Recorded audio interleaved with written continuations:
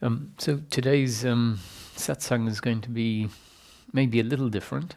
I mean, not not radically, not significantly different, but I have an idea that I want to explore models again to some extent, with the specific aim of assisting in two ways. One, it can be very helpful to bring about witnessing, which witnessing is being aware of the present moment, but not from the place of a doer. So where the psychological me trying to do witnessing or not do witnessing has fallen away.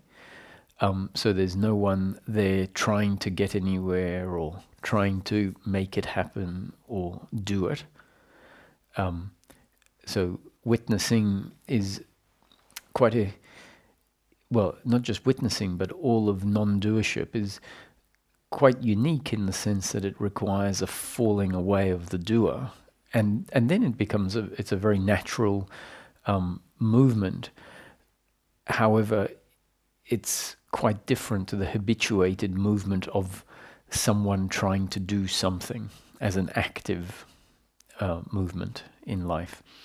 And it seems like non-existent territory until it becomes available to us. So the existing territory that the doer is familiar with is you tell me what to do and I'll do it. You tell me what not to do and I will make efforts to not do it. And non-doership is about stepping outside of doing or non-doing. So it is the place outside of the interconnected opposites. And that really isn't a place that our thinking is familiar with, until life brings in enough pointers to allow it to function differently. And often, in order for that change in functioning to happen, life needs to be reframed. Life needs to be described differently in order for the functioning within life to essentially take a step back, or at least the vantage point from which life is seen takes a step back, which really means that a new platform is built from which the awareness sees life. And it's fair to say that currently awareness tends to have a platform that is centralized within the body. And because that's the framework that generally gets put in place when no one is trying to put a framework in place, when no alternative framework is put in place, one gets set up simply by the way life is experienced. Meaning, from a young age, as we grow, the senses and awareness picks up experience, picks up life a certain way, and it's picked up from a certain place, which generally is the body. And without us even realizing, a model is created by that feedback loop of how life feels and where it's sensed from, and that then reaffirms that platform from which life is seen. So the platform is, I am the body and I am the one inside a world, observing a world that is therefore outside of me. If I am inside the world, then the majority of the world is outside of me. And that is how life is viewed. We see the objects outside of us, the others, the people, the animals, the trees, the flowers, the furniture, the houses, the roads, the sun, the sky, the clouds. All of that is outside of me, perceived by a subject that essentially is a three-dimensional object, the body. And we know ourselves as the person, which primarily is experienced as the body, with an internal landscape of emotions and thoughts and feelings. That essentially is the standard view of life that gets put in place automatically. Now, spiritual teachings will describe life differently, and in particular describe you are not the body. What you are is awareness, in which the body and everything else arises. And witnessing, where there is no witnesser, is quite dependent on this space opening up. This, why it's called a shift, why it's often referred to as a shift, is because the center of consciousness, or the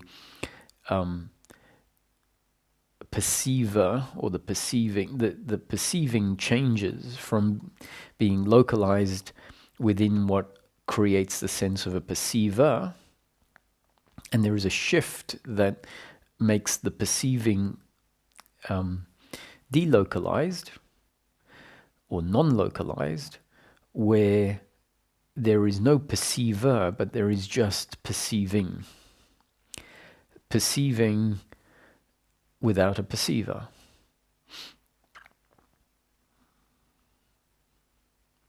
And how that makes sense is where the perceiving is not happening from the perspective of an object.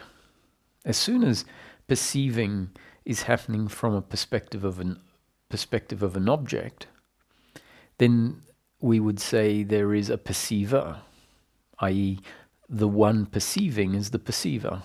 And so that then means a perceiver subject perceiving a perceived object. And by default, that is separation, unless we go into it in more detail. By default, it creates a separation of subject and object. And if the perceiving shifts such that the perceiving is not happening from the perspective of an object, then qualitatively what we find is there is no object to call the perceiver. And in fact, any object that is perceived is seen as such, an object that is not separate from that which is the perceiving.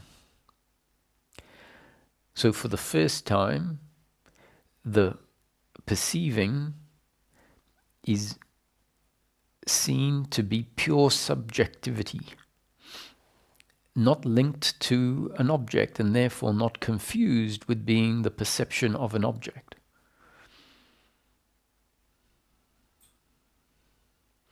And so today I was having a one-on-one session with someone, and we had an exploration into how seeing the body and thoughts and emotions as objects can come about.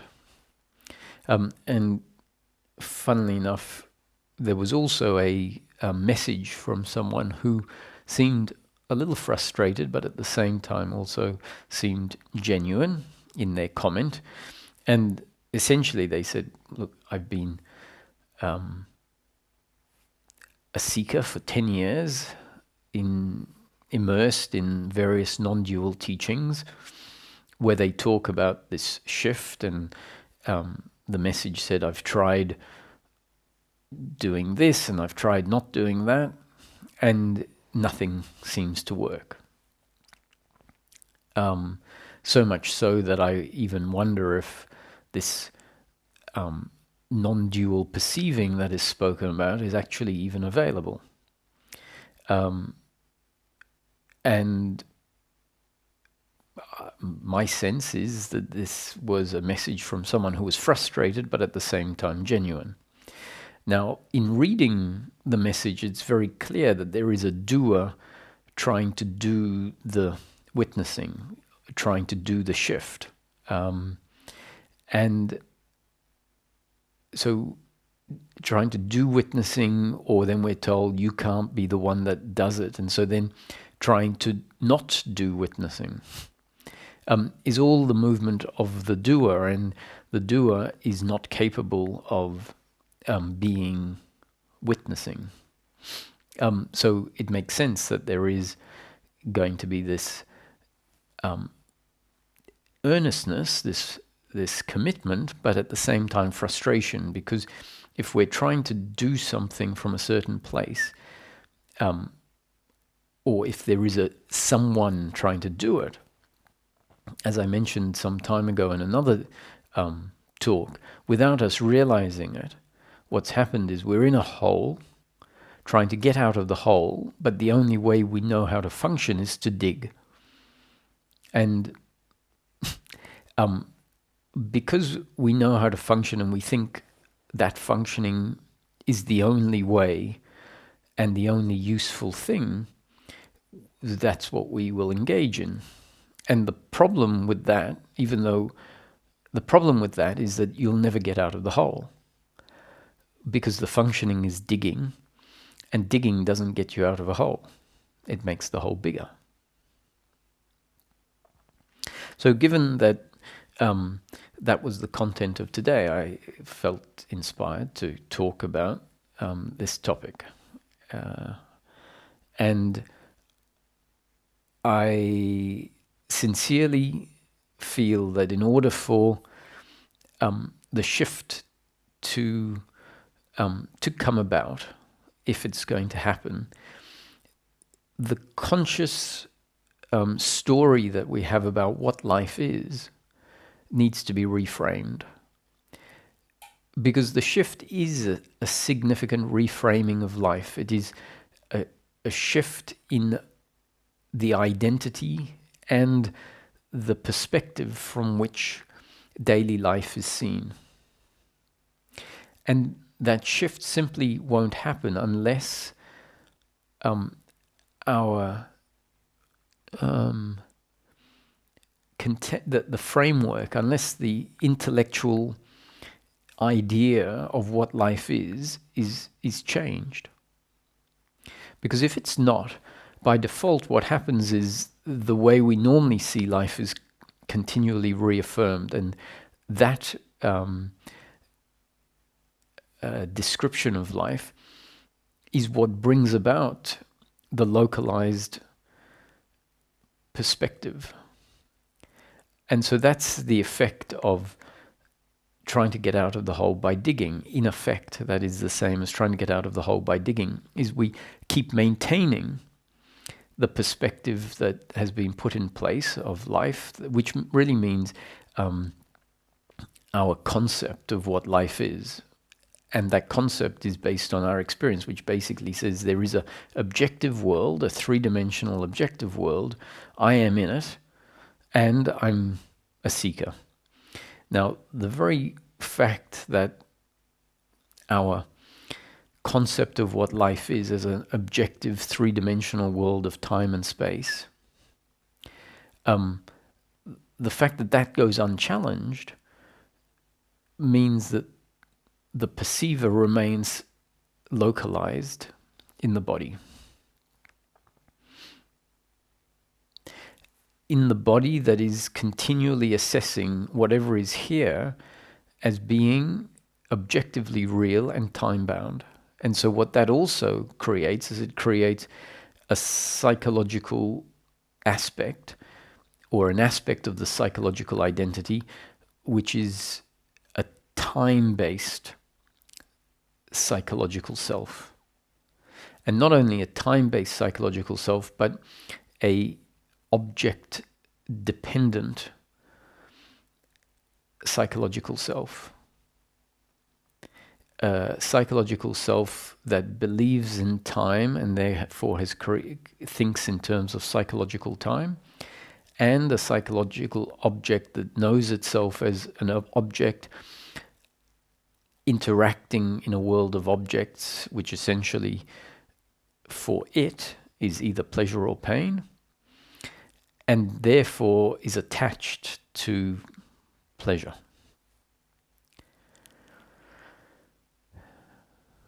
So life needs to be reframed. But I assure you there's, and many of you know that teachings will reframe it many times. So it will say what you are is not the body, you are formless awareness. So that's a pointer. But in order to drive that home and create the shift, as I said, the description of what life is needs to be, a new description needs to be given. And so the dream, the night dream, is often used. And to great effect. I think it's one of the best, well, actually it's not the night dream that is used, but life is referred to as a dream or dreamlike. And then we can use our night dreams, which we have a intimacy and a familiarity with and an understanding of, as the thing in our own daily life that is pointed at. And we're told life is actually like that. So investigate the night dream, investigate what the character in the night dream is and where it arises and how and why it functions and feels a certain way and thinks certain thoughts, and investigate what the whole world, the whole night dream world is. And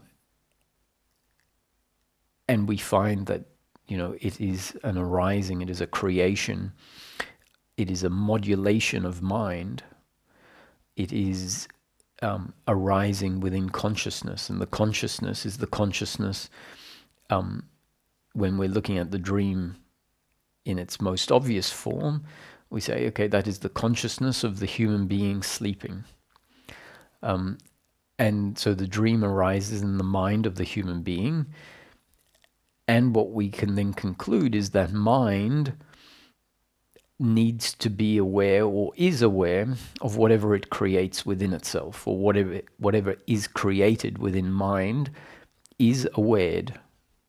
Now the word awared means is simultaneously registered, or there is awareness of whatever is simultaneously created within mind. And what is aware of what is created in mind is mind itself. And so we can substitute the word mind for consciousness or awareness. So consciousness in this case is not being used in the sense of personal consciousness or someone who is aware of themselves as a person. That's how it would be used in different contexts. In this context, we're talking about consciousness as the functioning of awareness, essentially. To be conscious is to be aware. In the context I'm using it, to be conscious means to be aware and to exist as a sense of existence. And so mind. We use this word mind regularly and without much consideration sometimes until we consider it. And mind and brain, so if someone says, I don't know the difference between the mind and the brain, And thinking, mind, often we think mind means thinking. Whereas really, when you think about a dream is arising in the person's mind, and it is not at all limited to thinking. Mind, in the sense of if the dream arises in mind, therefore mind is that which contains the awareness of all of the sensory, what we would call sensory components: visual, sound, smell, taste, touch, plus thoughts, plus emotions. So awareness of the landscape, the visual awareness, in a night dream is there, and it arises in mind. So mind has not much to do with thinking, or at least is not at all limited to thinking. Mind is much less personal, and it is a functioning, essentially. It is what is the function of mind? One of the functions is to be aware of whatever it imagines into existence. So you can see a dream at night is, you could say it's a creation, it's an imagination. And where does the imagination happen? It happens, or at least it's registered. The end point of it is what I'm calling mind. And it's registered because mind is aware. So this night dream is one way that is used to reframe life, because we're then told, okay, so now that you have investigated and become intimate with the night dream, consider that daily life is actually a dream. And it's a dream in the mind of God. And we are the characters, just like a character that is created in the night dream.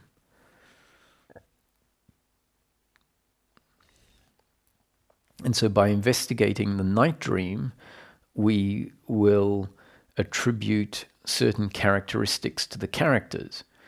And essentially, we will realize that the characters of the night dream are not separate from the dream. And they arise with the dream, and they fall with the dream. And that the expanse of ocean, let's say in the dream, if you're on a beach, for example, all exists within mind.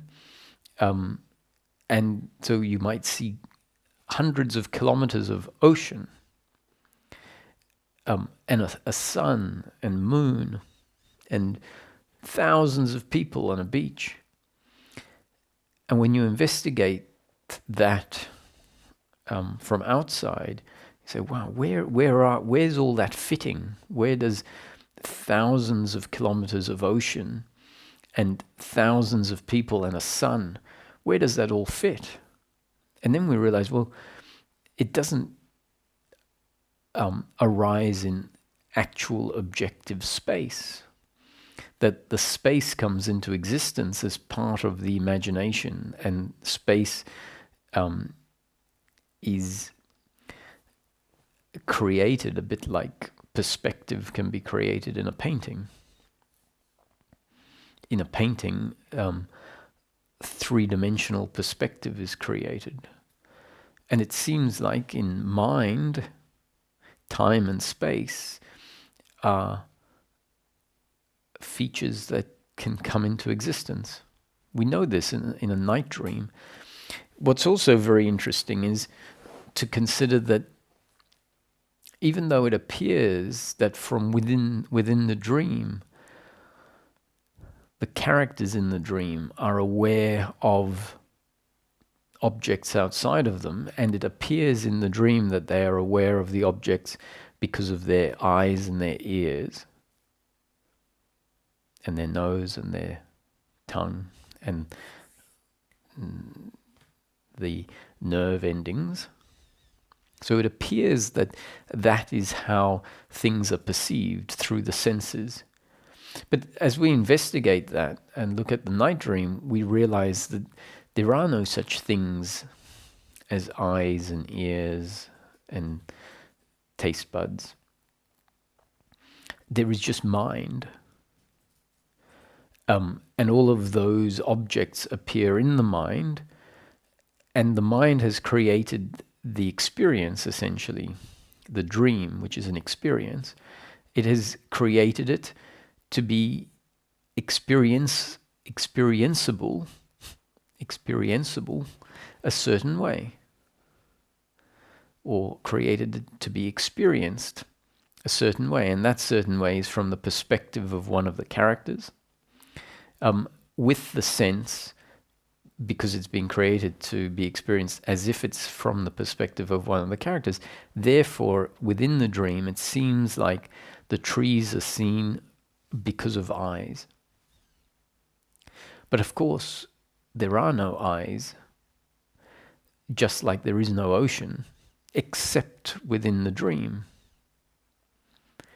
And so if there are no eyes separate from the dream, then the eyes are just the apparent reason why something is happening. Now, this stage that I'm speaking about, this shift, is not liberation. It's not enlightenment.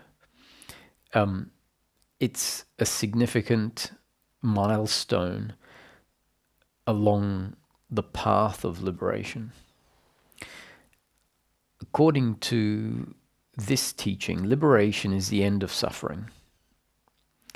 And what I'm describing is a process of deconstructing the psychological self such that life can be witnessed in a way where there is much less attachment to outcomes, where what is happening, where the content of daily life becomes far less relevant, for a very simple reason. It becomes less relevant because that which is aware of life shifts from being the person to being, let's call it, awareness. And when it is awareness that is aware of life, awareness is not really concerned about what happens in life. So from the perspective of awareness, there is no good or bad, right or wrong, yes, I want this, no, I don't want that. Awareness is simply aware of whatever arises, whatever has been created within it, whatever experience has been produced. So from awareness's point of view, awareness just sees, experiences, is aware of, let's reduce all content down to colors, so using the metaphor of colors. So awareness says, oh, that's black and that's white. And from the perspective of awareness, they're just different colors. But awareness is not saying, well, I want white, but no black. And says, oh, I'll have a little, it's not interested in saying, oh yes, let's put a bit of pink in there and some orange, but no brown. Awareness says brown and pink and orange are just different, but in principle the same. So awareness is not personally interested in what is, it just is interested in what is.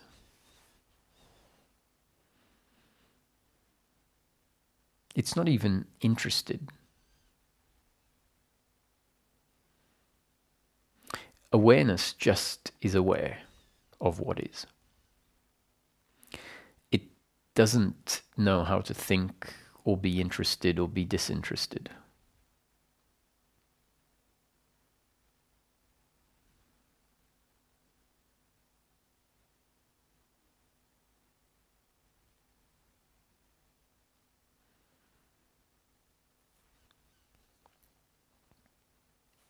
One of the most significant considerations and pointers, or pointers that then turns into something that may take hold, is this notion that awareness of all of daily life is not happening through the eyes, the ears, or the tongue, or the nerves. That awareness of what is a basic function of what we are. When I say what we are, I'm not saying of what we, the body, we, Roger, we, John, Mary, Jane. I'm talking about saying we as in an impersonal I, or impersonal sense of existence. What would be referred to as the essence, or the true self.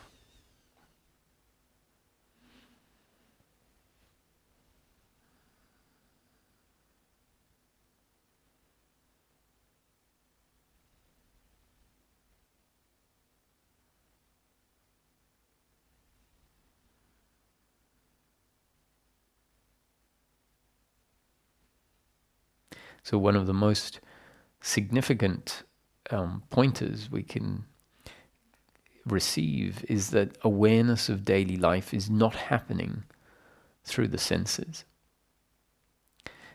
Now remember that for tens of years, a feedback loop of what life is has been put in place, where the experience is of a person that is the perceiver of everything perceived, and all of the feedback says that what is perceived by the perceiver is perceived through the senses and the instrument of the senses.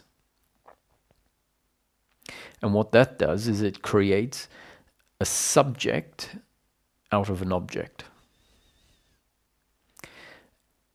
And what we truly are is not an object. What the essence of life is formless and non-objective. It is pure subjectivity. And so this idea that the tree and the other people and this body are perceived from the perspective of the body needs to be challenged. How do we challenge it? It's just a thought that reminds us that all of life is a spontaneous arising within consciousness, just like a night dream. And a spontaneous arising in consciousness is essentially an experience. And the experiencer is not at all what we have come to know the experiencer as. The experiencer is actually the absence of an experiencer. And what we're left with is just experiencing, meaning the experience of daily life from that in which it arises, which is that in which the body arises and is awared. So the body itself is just an object within the field of awareness.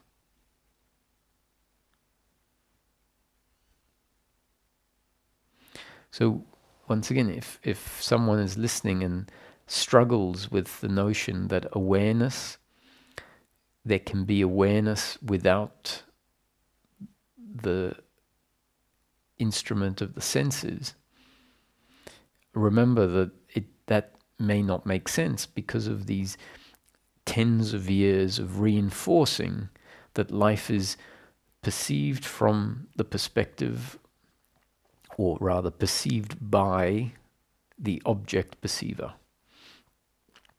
And just go to the night dream to understand how perception in the form of visuals and sounds is very much available as a spontaneous arising within mind or consciousness or awareness, they're all interchangeable words when we're using it in this context, that visual perception, or what we call or what we register as visual perception, is very much available in a night dream within a mind, and it should be clear that there is no real objective character with eyes seeing because of their eyes.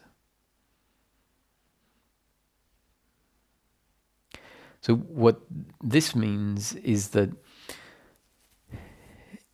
an out-of-body experience in your dream, so if you have a dream where there is an out-of-body experience, it shouldn't be at all unexplainable if given enough thought. Because an out-of-body dream is simply a creation in mind, obviously created with a qualitative difference to a dream that is experienced much the same way as we experience ourselves in daily life. So let's assume most dreams are the experience of a world from the perspective of a person, being the night dream character, much the same as we experience daily life. But we're looking at dreams, so we understand that that is just, you could say this is why we're told it's an illusion. So there is the illusion of time and space, the illusion of a body, the illusion of senses, all created as part of the dream experience. And so all of that is created as part of the dream to be experienced the way it's experienced. Now let's go to the dream, which is an out-of-body dream, or a dream where, for example, as there are stories of, someone is being operated on, and in the dream there is this sense of seeing the body that you might ordinarily know as yours from outside of the body. Now, if we think about it, although it feels different from, let's say, most dreams, say, why not? Why can't the dream be created that way? Because the standard dreams are using the awareness of the mind in order for whatever arises in the dream to be awared. However, that awareness is directed to a particular part of the dream, or a particular platform within the dream. Most commonly, the platform is a particular body-mind object. And so the dream is created to be experienced from the perspective of that body-mind object. But why shouldn't the awareness of the dream happen from outside of a body-mind object? There's no reason to, when we see the dreams all arising within awareness. It's just a dream that is created differently. And we're told that life is no different to a night dream. And we might scratch our heads and go, well, I don't know, how is it no different to a night dream? I mean, I know in life, everything is sort of real, and in a dream I know it's not. But if you go into the night dream, the night dream character would say exactly the same thing. The night dream character would say, what do you mean daily life is a dream? When I go to sleep at night, this is what the night dream character is saying. When I go to sleep at night, I dream, and that's not real, but this is real. Look, so he goes and knocks on the table and touches himself and see it's all real. That's what a dream is created to be experienced as. So the night dream character would say exactly the same thing as someone would in daily life, if daily life was a dream, because dreams are created to be a particular way. And so if the dream is created for it to appear like an objective reality of time and space observed from the perspective of a specific body-mind object within the dream, then that's how it's going to be experienced.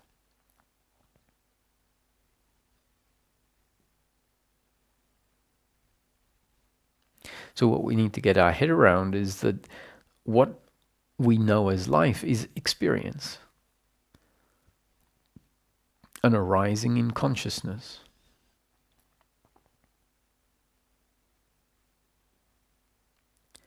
This, if it hits a nerve in a good way, if it resonates and go, wow, could it really be that we're in a dream? That we're in a creation?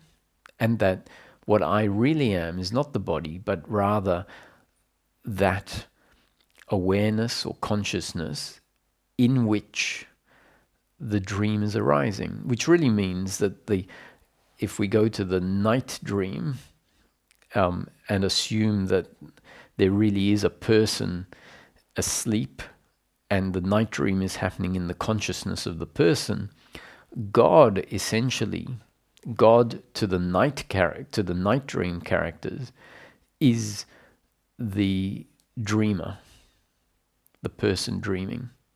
And the essence of the person dreaming is their mind, the consciousness of the person dreaming.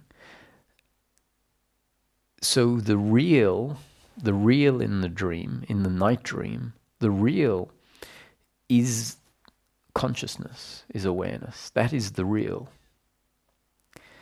So if the night dream character gets a sense that they are a character in a dream, not separate from the dream, and the dream, i.e. the dream content, is not separate from the consciousness of the dreamer, and that the consciousness that they know is their consciousness, I'm talking about the dream character, the consciousness that the dream character knows as their consciousness must be the consciousness of the dream.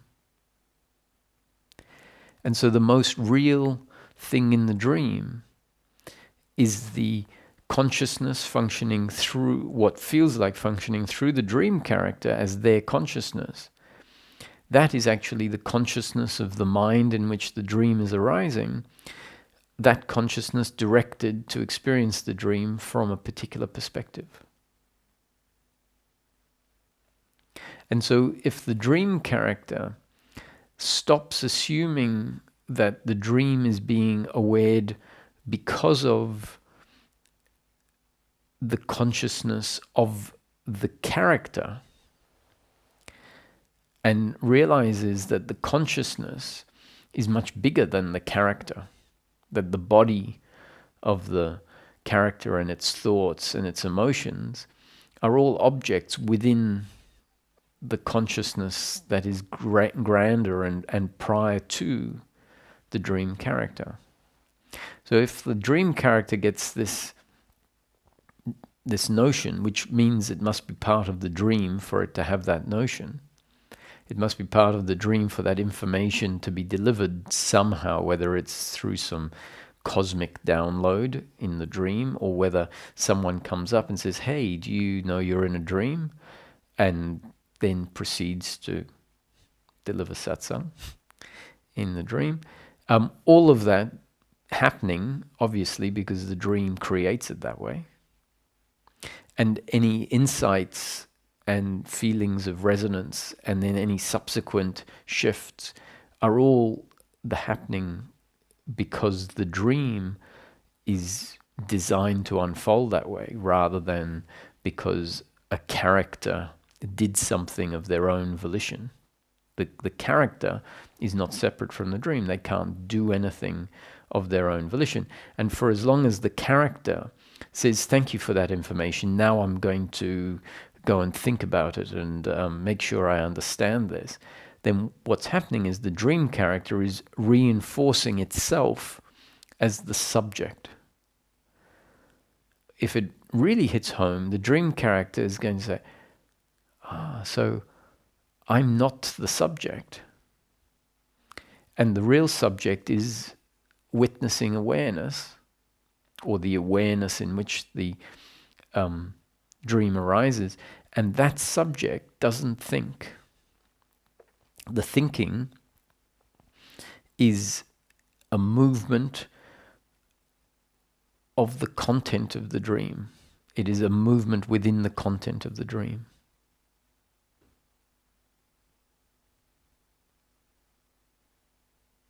And so if the dream character says, I want to know what I really am, and what I am is the awareness in which all of this arises. So it may find itself falling backwards out of the character, out of the dream character. Now, how does it do that? It does it by the functioning of the character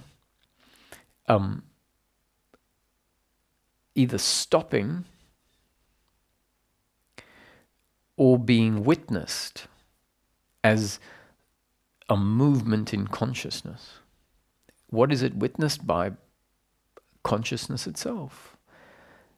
And if that consciousness is not identifying with being the thinker of thoughts or the perceiver of perception, is not identifying with being the feeler of emotions or the creator of emotion, then witnessing might happen only if a movement out of thinking, of doing, of anything except simple awareness, which is not something that anyone has to do, because awareness by default is awareness, and the functioning of awareness is to be aware. Much like heat or fire doesn't have to do heat. The fire and the heat are synonymous with each other. So if there was a fire that thought it needed to do heat, it obviously has lost touch with itself, and a psychological sense of fire has been created, and that psychological sense of fire is not the fire itself, and so the psychological sense of fire says, okay, so now I have to do heat. I wonder how I should do heat. Whereas if the psychological sense of fire gets told, you don't exist, just be heat, which means stop trying to do heat. And as you stop trying to do heat, what will happen is you will find, and even that stopping to try to do heat mustn't be a new doing. And if that gets understood the right way, the psychological fire dissolves, and the psychological fire is never going to be fire. The psychological fire is the idea that I am fire, and I, as fire, need to be hot. So let me somehow do heat. You can see it's all very confused.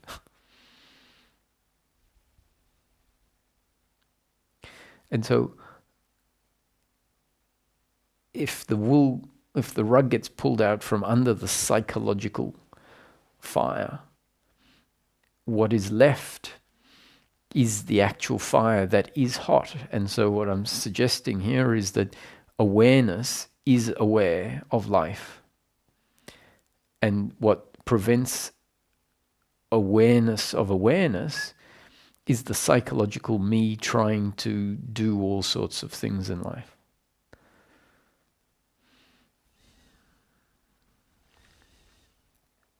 Now, the interesting thing about today's talk was that I was specifically not going to talk about dreams as the example, because that's been done to death. I've done it to death in the past, and it's described everything arising in consciousness like a dream, an illusion, is the go-to metaphor that's used. So I thought, I won't do that. But I did. So what's the alternative I was going to bring in? The reason I wasn't going to talk about the dream is not because I don't think it's the best metaphor. I think it probably is the best metaphor. However, it's been delivered and some people get it and other people just don't get it, whether it's the metaphor that doesn't suit those people or the identification with the body as the perceiver is too strong. It's probably that. Well, it is that. Now, bringing in a new metaphor, even one that I think may be less effective, may for some people actually be what's needed.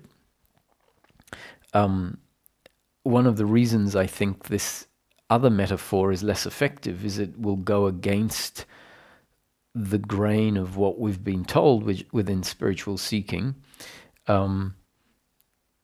about the nature of life. And it doesn't actually go against the grain. It matches very well. However, what we've been told life is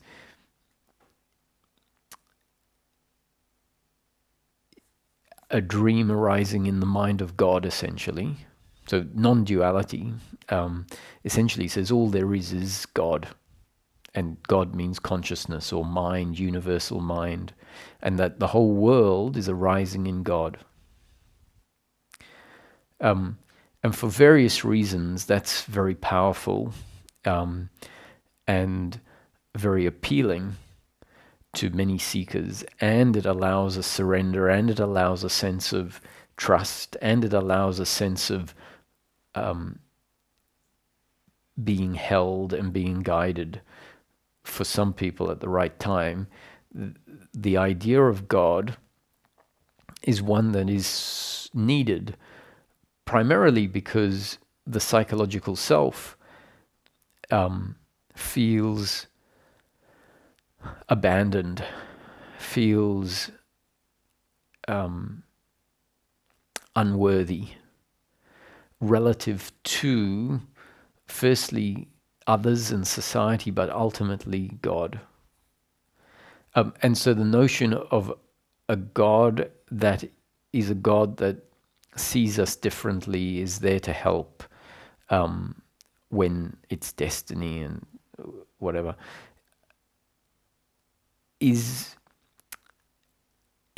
fits in very well with the psychological me.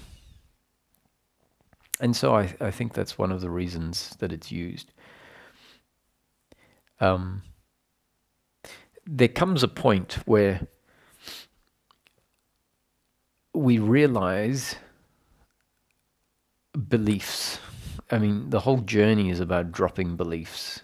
So the belief that life is an objective reality of time and space, and that what is being perceived is the actual, an actual world of form, and what is perceiving it is a separate object, subject.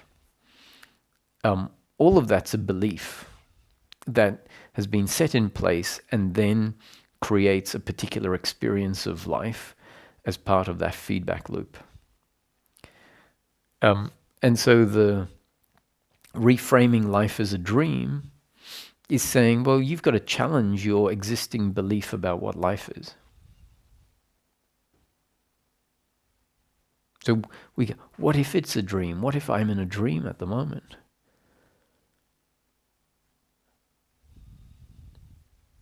Which is fascinating when we start being interested in that, because then we're not so interested about what is happening, but we're more interested in that things are happening.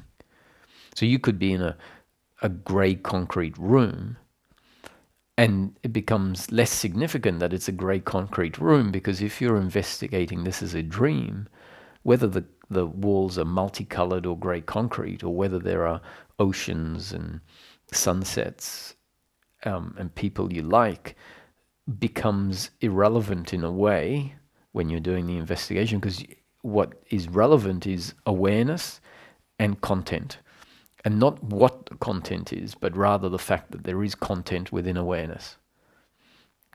So life then becomes much more fascinating, irrespective of circumstance. That's where we get a sense of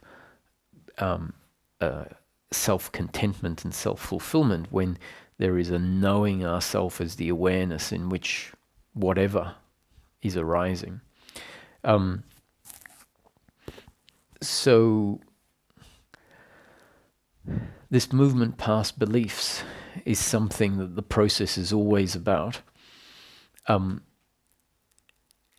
at some point, even the reframing that we get given, that makes us challenge our old beliefs and can create great awakenings and realizations, may in fact need to be challenged and moved beyond. Because maybe there are components of that reframing of life, that new description that's given, that are not technically absolute, which means they're not the truth. And what I've often said about teaching is they don't need to be the truth. They can't be the truth. What they need to be is effective at bringing about change in the direction that these talks are all about, the end of suffering. That's what we're really looking for at the end of the day. Otherwise, what's the point? Something practical needs to be delivered in what we call liberation. Otherwise, what's the point? Now, there'll be many teachings that say, no, that's ridiculous. If you think that something practical is going to be delivered, you're attached to an outcome, and that's the problem. So they'll say you're going to get absolutely nothing. Not even the end of suffering. And why are they saying that? They're saying that so you have the mind has nothing to grab onto. But who cares about enlightenment if you get absolutely nothing? Now, what they will, so there's a reason, why it says that, and it's not completely inaccurate, because the one seeking to get something, when there is a doer seeker, that one doesn't get anything in enlightenment except its complete annihilation. However, the human being or the human experience still remains, and there is the end of suffering, which is the end of uncomfortableness. And so even though it is the absence of something and not the gaining of something, when you weigh up the two experiences, one is an experience of suffering and the other is the experience of freedom of suffering. And so what you get is freedom from suffering. And so we can be very tricky about saying, well, you don't get anything because the you that wants to get something gets annihilated. And enlightenment is the end of that psychological me trying to and needing something. So that's why those statements are not incorrect. However, they're not absolute either. So if there was no practical benefit, essentially, what would the point be? Who cares? Like, even if it was about truth, someone says, well, it's the truth. I go, well, what is the truth going to give me anything? No, absolutely nothing. Is there going to be any benefit? No. none at all? Nope. Didn't go, well, I better get on with something else then. The truth only seems appealing because, it's the truth. That's a label that we have attributed value to, truth. When we think about it, we have to say, well, if it doesn't deliver a practical outcome, then what's the point? Anyway, that's a divergence.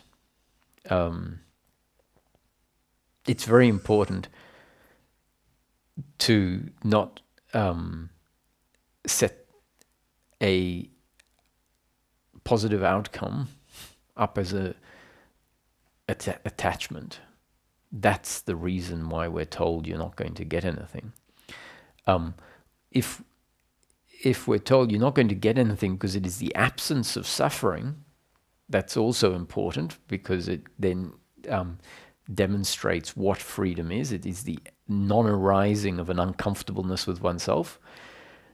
However, if that's the case, we can also say, yes, that there is something beneficial in that. It means the absence of the experience of life with uncomfortableness. So even though technically it's not the gaining of anything, because it's the falling away of suffering, the falling away of suffering in a way is a gain. But don't get attached to that. And so, because the doer will often get attached to it, unless a teaching is very specifically about doership and attachment, the teaching says, let me just tell them that there's nothing. You're not going to get anything, so there's no attachment gets formed. And in the end, if no attachment gets formed, then they'll end up getting what they're going to get anyway, whether they are craving, especially because they're not craving it, because they're not attached to it. So it's very valid for some teachings to say, actually, I'm not going to describe it in practical terms, because the likelihood is the psychological me is going to grab hold of that description and say, oh, I want it. How do I get it? And then keep itself alive in that way. So where were we? At some point, we might need to go past the concepts that we were given that allowed us to challenge and for old, deeply ingrained beliefs to fall away. Now, Ramana gives us a hint that this can be the case. And he says, use this thorn, and the thorn refers to a spiritual concept, to remove the thorn embedded in your thumb. A thorn embedded in your thumb refers to a belief, which is a concept that has been turned into this is the way it is. So seeing life as an objective reality of time and space, with the body as the perceiver, is essentially a belief of what life is that has been embedded, which means deeply ingrained, meaning it has become a belief. And so then Ramana says, use this thorn, which is not embedded, as a tool, effectively, to pull out the thorn that has been embedded. So use this concept, the spiritual concept. You are not the body. The world is an illusion arising in the mind of God. And what you are is God. You are the consciousness of God, the consciousness of the mind of God that is aware of everything that arises within it and is not separate from it. But be sure to then throw both thorns away. Why? Because what normally happens and will happen is the concept that is being turned into a belief gets uprooted using this concept, but it then gets embedded in the thumb in its place. And so Ramana has said, check and see if you have one of those concepts that you were meant to use as the tool to take out a belief, and check if that has become embedded. So he said, be sure to throw both thorns away. Not saying it because there is much of a possibility of throwing both thorns away, but rather for us to then look and see whether we've got this spiritual concept that then needs to be uprooted, maybe with a third thorn. And once this has happened for someone, once the spiritually embedded, or the spiritual teaching concept has embedded itself and then has been seen as being embedded because another concept is used to pull it out, as with any belief that has been transcended, it becomes very obvious that that was an error, was a belief, was a block, was something that we needed to transcend. And so it's from that perspective that there can be a certain degree of authority, a certain degree of certainty in saying, I'm pretty sure life isn't like that. Now, that's not, when I say it's not like that, I don't mean that it's not like that in principle. I think in principle, life is an arising in consciousness. Do I think that life is an arising in the consciousness of God? I don't think so. Especially not a God that's described in religion or even in non-duality. I do think that the God that is described in non-duality, which really means an impersonal consciousness, a God that has come from nowhere, that is all there is, in principle is correct in the fundamentals of that, but not that it is that. However, it serves most of the purposes that are needed. So I was going to give you another model that tends to move on past the God model, i.e. a model that makes more sense when we realize that I don't think there is a God in the way that's explained. And that's after many of the awakenings and realizations and insights and feelings of oneness and knowing oneself as formless awareness in which it arises, and being fairly convinced that what I know myself as must be God, must be the mind of God or the consciousness of God. So I'm saying all of this after, I guess, having moved through a process that included a lot of, in fact, all experiential. None of it is intellectual. Oh, I must be God because this and that, and therefore, ergo this.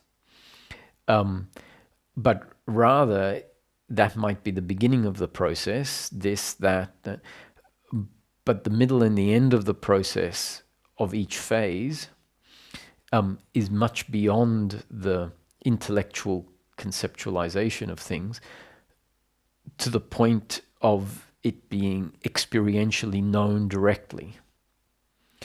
So we can know ourselves as formless awareness, but what sneaks in is an overlay of old concepts, the concepts, let's say, given in the teachings, that then subtly label what it is that I know, what it is that I am being. So, sure, we can know ourselves as formless awareness, and a subtle overlay says, oh, this is the awareness of God in which the whole universe arises and there is nothing outside, because God is all there is. And the truth is that knowing oneself as formless awareness in which everything arises,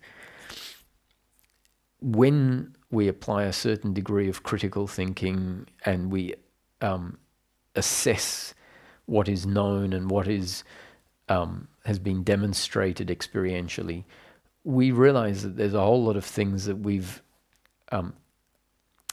projected onto that state or experience because of the teachings that said certain things in order to bring about the certain dissolutions and states themselves. And that is the process of going past the teaching, which teachings tell you have to go past the teaching. If you hold on to the teaching, you will just get stuck at that phase.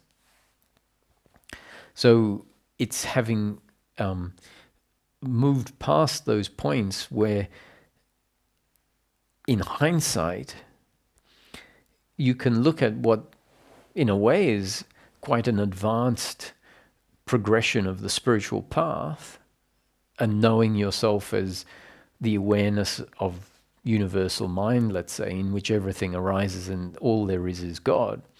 And once that collapses and is seen to be once again the type of thinking that is so prone, which is believing something, once it falls away, it becomes very clear that was a belief that in principle was no different to the earlier belief, and no different to someone who is extremely closed-minded, that you see believing something that there's no way you would believe anymore, because you, as a body-mind organism, have been moved past it. So, certain forms of discrimination, to some people, are absolutely unexplainable except through ignorance. And that ignorance that explains certain discriminations is not something we're necessarily judging the person for, but understanding that, okay, they are designed such that certain closed-mindednesses exist, which we could have and would have and did have in the past until life moved us past that. So when we see someone else still having that mindset, it might be understandable. We may not judge them if we've moved far enough down the process, but there's no way that we'd ever be convinced that that thinking is sound. Once that we have transcended that thinking and seen how much of an obstacle and a block it is. And so each time a certain type of thinking has been transcended in the spiritual seeking process, there's no way we can go back to that and say, oh, maybe that was valid. That's the nature of transcending a belief, is you have transcended it. There's no question of that being valid, because it's known it was seen as a belief that, and belief is simply an attitude or a way of relating to a concept that is unhealthy. And when the belief falls away, it means the unhealthy relationship to that concept has fallen away. And so there's no doubt, once that is what has happened, and it's known to have been unhealthy, simply because of what is revealed after it falls away, you simply can't doubt and go back and think, oh, maybe. So then if someone is presenting that stance because they are at a certain place on the spiritual seeking, it's completely understandable. Compassion can arise, but there's no way that they can convince me, even though they are completely convinced and will be convinced that, I'm wrong, simply because it doesn't match their thing. It's all understandable, but it's not going to be convincing. So I put that sort of disclaimer in there because the other explanation challenges a lot of our framework of life if we've moved from one to the other. And as I said, this other description may be beneficial for someone where it's all arising in the mind of God, didn't quite cut it. And what it entails is an explanation that says the human being doesn't really exist. Not a conscious human being anyway.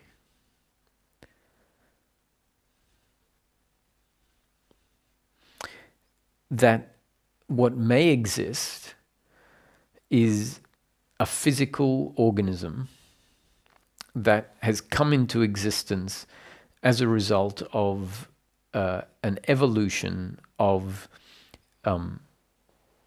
physics.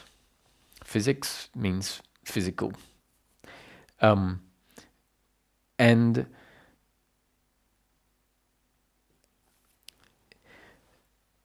not to say that this is actually how it is, but it becomes a model that is one of the models that we would run with, knowing that we don't know that this is the model. But once some of the other models are seen to be heavily based on certain assumptions and beliefs that can't be confirmed, we then move on to other models that previously mightn't have made sense,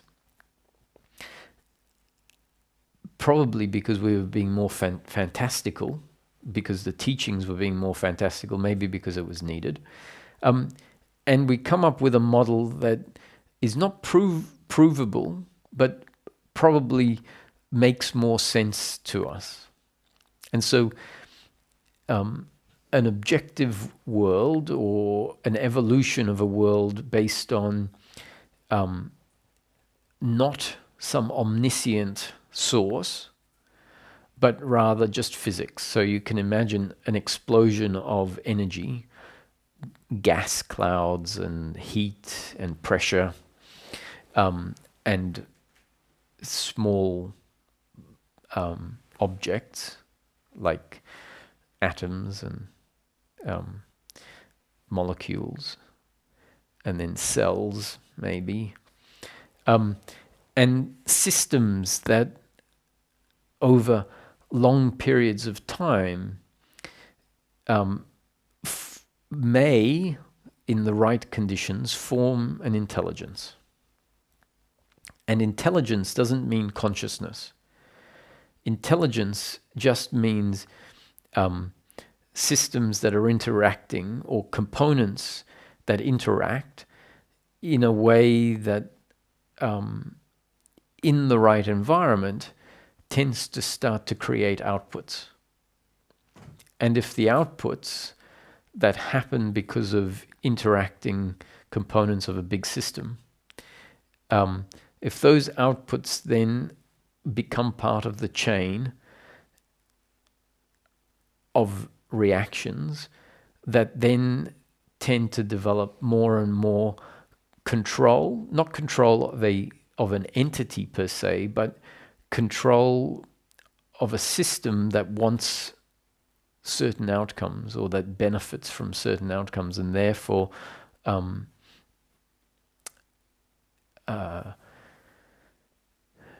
applies force to the system as a whole, however, not with consciousness, but simply because of impersonal laws that bring this about.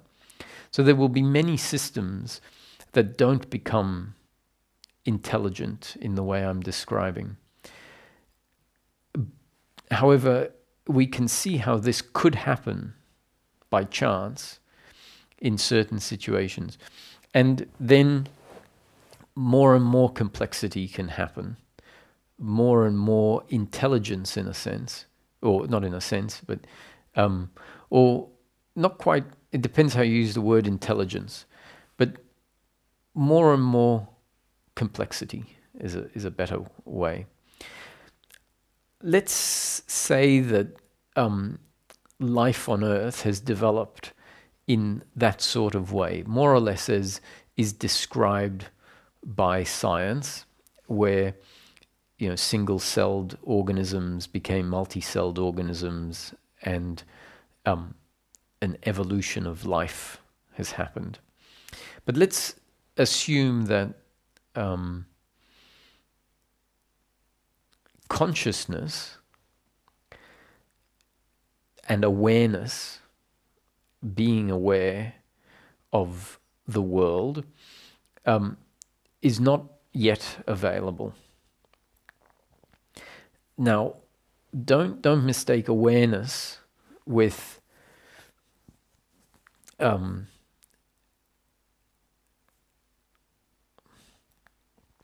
biological reaction. And I'm not talking about biological reaction as I normally say it within a human being, but simply the biological reaction of, let's say, sunlight on a leaf of a plant, and the leaf of the plant or the plant moves towards the sunlight, or sunlight hitting the leaf of the plant and a biological reaction of the light interacting with the chloroform in the leaf and producing sugars for the plant. Now, clearly that type of movement and response can happen, and it doesn't require consciousness. It's simply physics taking place. If the physics of this complex organism, not too much difference in principle as the physics of a tree branch falling, hitting a rock, a boulder, and the boulder rolling down a hill. So impersonal cause and effect according to laws. So the light from the sun, chloroform in the leaf, creates a chain reaction that creates sugar, energy for the plant. And so it doesn't require consciousness. It just is the way that system works. And let's say that organisms got as complex as living physical animals of sorts, some sort of animal. Pretty intelligent, actually. Very complex and functioning, such that that organism is able to be aware in a very simplistic form. So let's not use the word awareness, but is able to register or to respond to the outside world.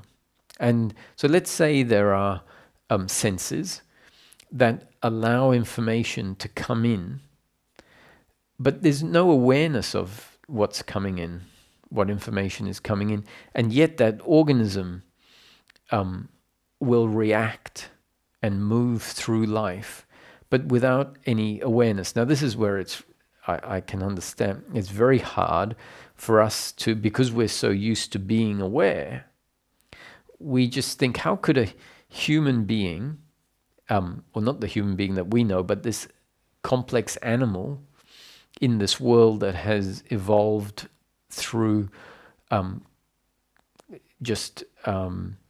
complexity, how can it survive without awareness? If it can't be aware, how does it know to go to water and to drink and to eat? And the reason it's hard is because we're so used to this faculty of awareness. And so we think, well, there can only be a registering of and a moving when you are aware of something. However, if you look at the plant moves theoretically without being aware, just based on the interactions. So if you can imagine the senses as being the portal through which data comes in, just like the sunlight on the leaf creates a reaction, the senses can be the portal through which the information comes in. However, there doesn't need to be awareness in order for movement to happen. And what I'm really suggesting is that that organism out there will move and react more or less the same way that we do. And we think we move and react because there is awareness. And we think that we move and react because there is awareness only because we've only known ourselves with awareness. And so we imagine that if there's no awareness, how could there possibly be a movement towards a fridge and knowing what's in the fridge and picking one thing over the other? Because we assume that all that happens because of our awareness of what's in the fridge. What if what's in the fridge could be perceived without there actually being what we know as our awareness of what's in the fridge? And so this organism, it's not an organism, it's an animal, the thing I'm talking about, may well be able to be aware of its environment to the point where it has developed into something very complex, maybe even more complex than a human. And let's say that it didn't have consciousness. It didn't know itself as an independent self. It didn't even know itself as I. This principle works on the fact that a physical entity can't actually be conscious. That's one of the basic principles. Now, in spiritual teachings, that's actually that's a principle that is brought in, which is used to suggest that awareness is outside and prior to the objects, that consciousness is more fundamental than the objects that arise within it.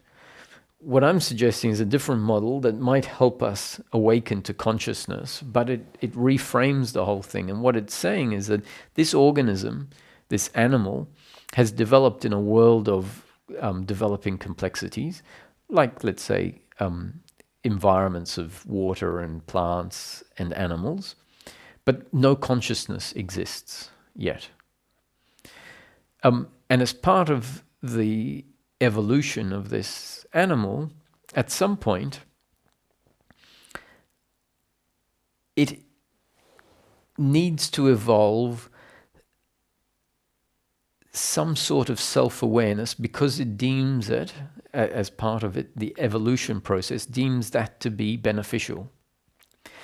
But remembering that a physical organism can't be conscious.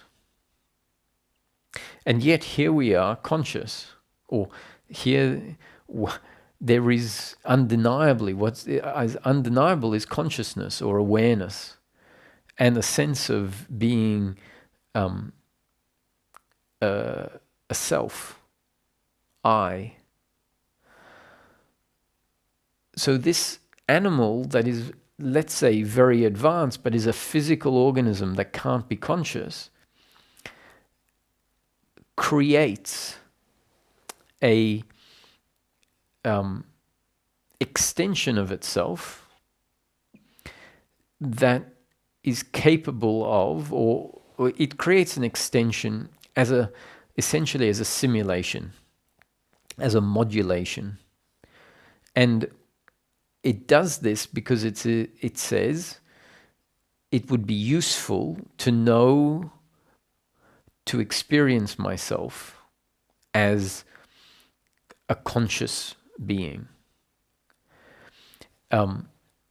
And it might be useful to it in order for it to make decisions. Now remember, I know it sounds like, how can something without consciousness be very intelligent? Because we assume that humans are very intelligent because of their consciousness and awareness.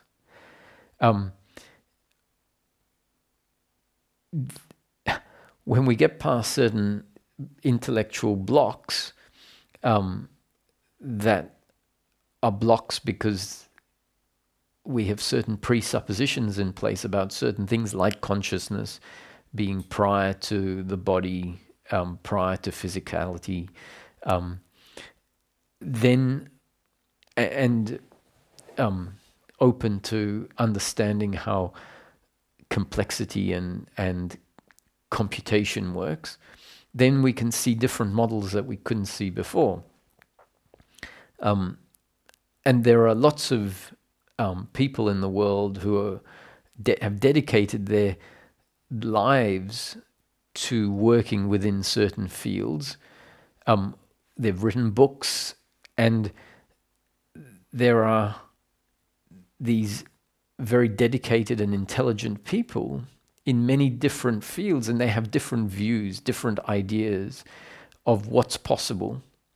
And often their ideas are not complementary, they can be contradictory. And when you assess the people with these contradictory ideas, they are all completely dedicated to a field. They understand stuff we don't understand very much, lay people. And they say this is possible.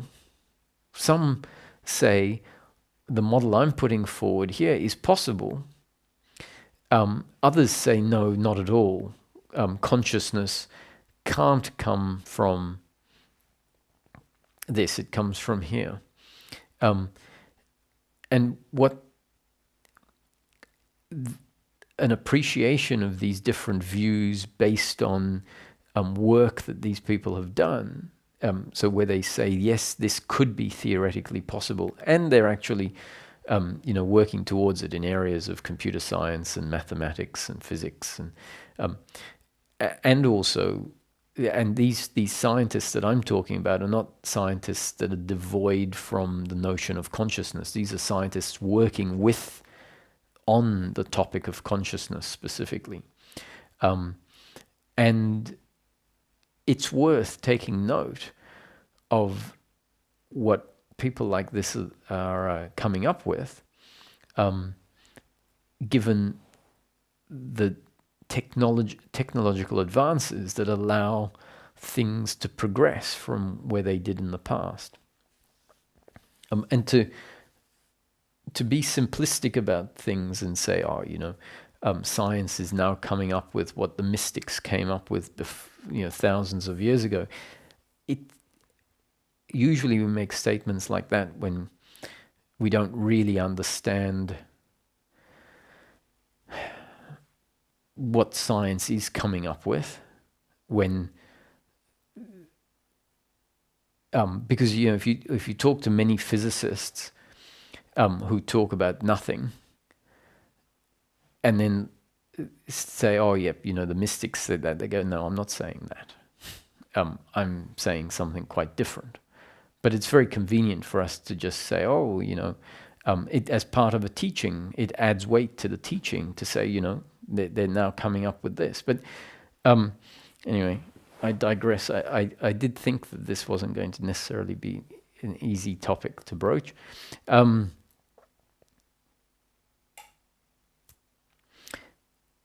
So we have a very complex animal in a very complex world, but because it's a physical world that has no consciousness, because consciousness is not something that a physical entity can be. A physical organism can't be conscious.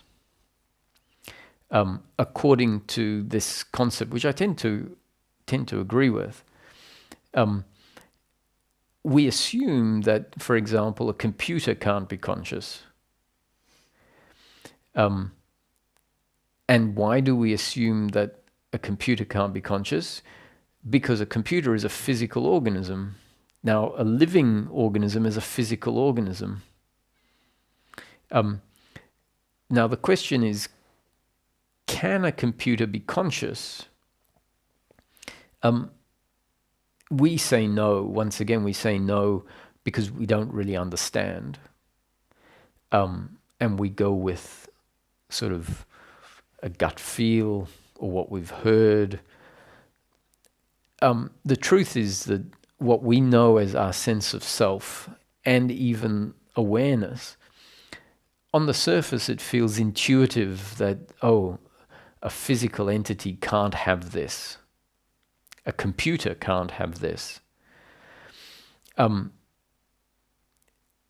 thing is, we don't really understand what this is. And so we don't know where this came from or how it comes about. And maybe a computer that computes certain computations at high enough speed can end up creating awareness and a sense of self. I only brought in computer to try and demonstrate that a biological organism is essentially a physical system, not dissimilar to a computer. Essentially, humans, when we look at our functioning, is computation. The whole universe is computation. And the bigger point is that when that complexity evolves to a certain point, it may say it is beneficial for it to create a simulation of the world that it exists in and insert a sense of self in order to understand its decisions from an additional perspective. Now, that doesn't mean it will run with the decisions from the perspective of its created sense of self, but that might be one new set of information that it uses to make a decision. Very complex decisions, maybe decisions beyond what humans are making. Maybe it's beneficial for it to create a sense of self because decisions it's making affect conscious organisms. And because it's making decisions on behalf of conscious organisms, if it's a very intelligent system, it might say, well, I need to understand what it's like to be one of these if I'm going to make decisions that affect one of these. What's the point of all this? The point is to try and create a reframing of life whereby it might become clear that this animal or computer needs to create a simulation which includes in it a sense of self, an object with a sense of self. Whereas it is an object in a world, it is a capable and intelligent object making decisions, but without a sense of self. And if it is capable of creating a simulation which includes a sense of self, that simulation may be an evolved adjunct to what it is.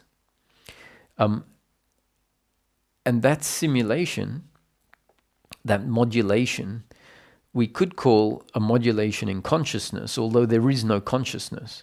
The consciousness is a component of the simulation itself. And so that means that if this happened to be that, then Roger and John, Peter listening, are essentially modulations, or part of a modulation, part of a simulation, part of a created world. And that created world may or may not be a reflection of an outside space. We don't know why this intelligent, non-conscious organism is creating this modulation, except to say it deems it to be helpful or useful to know itself to create a simulation, a modulation, where there is a sense of self embedded in it. What this hopefully does is it disconnects this that we live in from the outside world. Because let's say Roger or the world in which Roger exists and the body form Roger bears no resemblance to that which is creating it.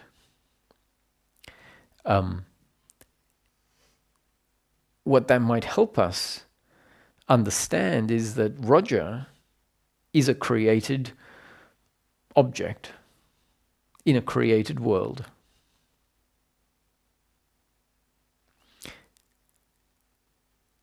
And that everything that Roger says and everything that Roger thinks and everything that appears to be what Roger sees is part of the modulated creation. And that when I point at Roger, I'm not pointing at the thing that is actually living in the world, that has a world that has evolved from pure physics, starting off as hot, pressurized clouds, let's say, or gas in a universe, and evolved over billions of years, that Roger or Jane or Mary are not replicas of what is actually in the world. And that Roger is not seeing what is outside. Roger is seeing what is inside the modulated world. And Roger is functioning according to Roger's rules. The rules of Roger, should I say. So the rules have been put in place by the creator of the modulated world. And the sense of self doesn't belong to the animal or computer that has created the simulation.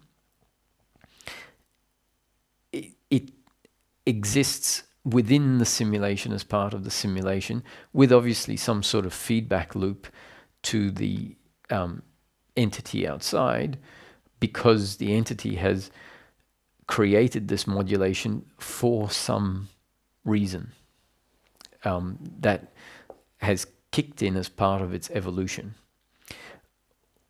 One reason could be simply in order to experience itself. Now that's a reason that's in line with spiritual teachings. It is the reason that consciousness, as in the God consciousness, has created life, the world of time and space and form, is in order to be aware of itself. Now that could be just a metaphor for a physical organism that wants to experience itself, but can't, because it's a physical organism, unless it creates a physical modulation in which what we call consciousness exists, but it's not really consciousness. It's computation that manifests as what we know as consciousness.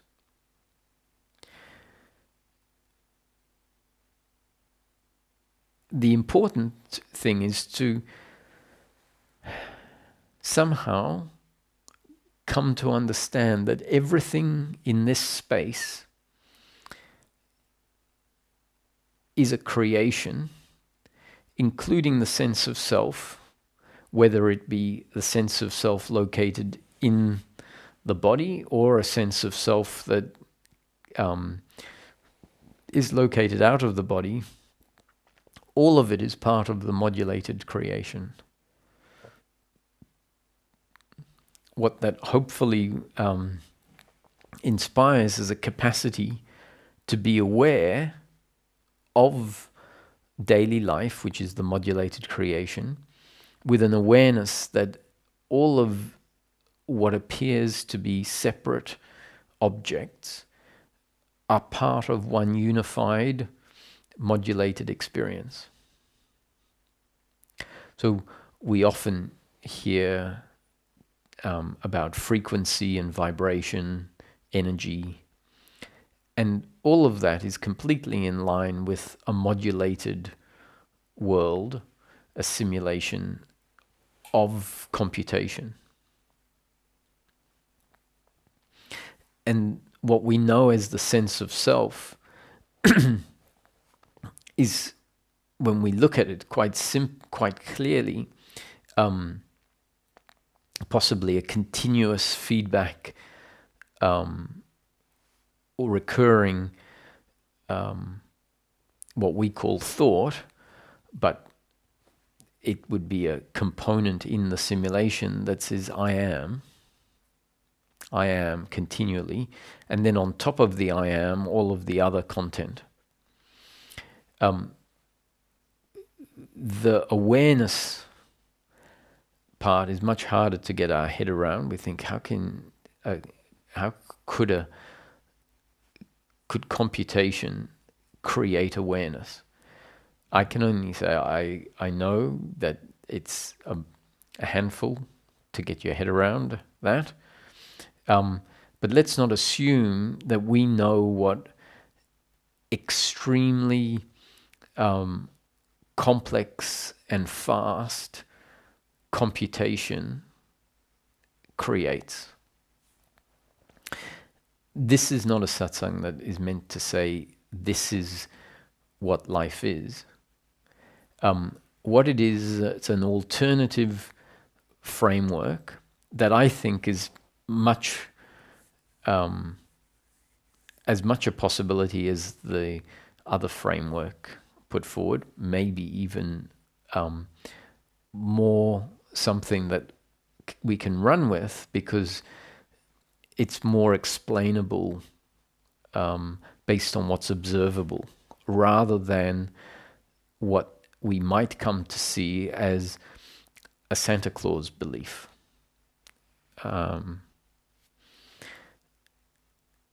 A Santa Claus belief that doesn't seem like a Santa Claus belief because we have an awakening, an awareness of awareness, which we assume means, oh, that confirms that everything is arising in God.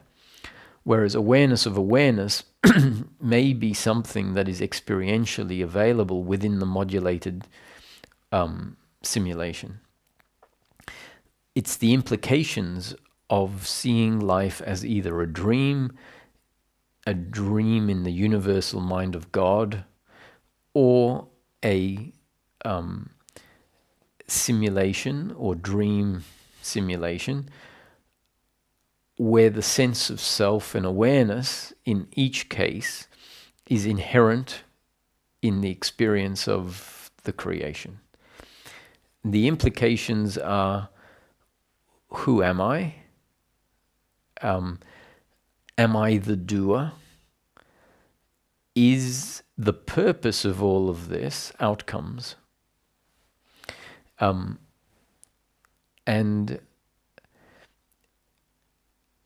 the subtopic today was about witnessing the body, thoughts, and emotions as objects rather than the subject.